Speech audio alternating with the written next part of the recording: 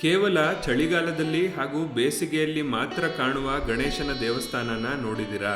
ಶಿವಗಂಗಾ ನದಿಯ ಮಧ್ಯ ಇರೋ ಒಂದು ಪುಟ್ಟ ದ್ವೀಪದಲ್ಲಿ ನೆಲೆಸಿರೋ ಗಣೇಶನ ಮೂರ್ತಿ ಈ ಭಾಗದ ಜನರಿಗೆ ತುಂಬಾನೇ ಪರಿಚಿತ. ಈ ದ್ವೀಪದಲ್ಲಿ ಇರೋ ಈ ಪುಟ್ಟ ಗುಡಿಯನ್ನ ಶ್ರೀ ಹೊಳೆದಂಡೆ ಗಣೇಶಪಾಲ್ ದೇವಸ್ಥಾನ ಅಂತ ಕರೀತಾರೆ.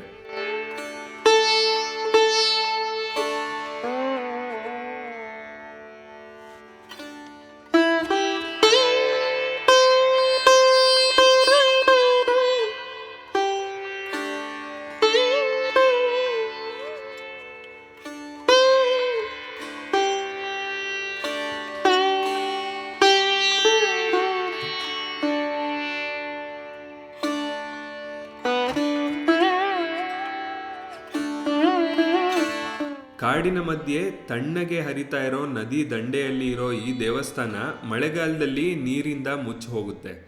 ಶಿರ್ಸಿಯಿಂದ 37 ಕಿಲೋಮೀಟರ್ ದೂರದಲ್ಲಿ ಇರೋ ಈ ಗಣೇಶಪಾಲ್ ಶಿವಗಂಗಾ ವಾಟರ್ ಫಾಲ್ಸ್ಗೆ ಹೋಗೋ ದಾರಿಯಲ್ಲಿ ಸಿಗುತ್ತೆ.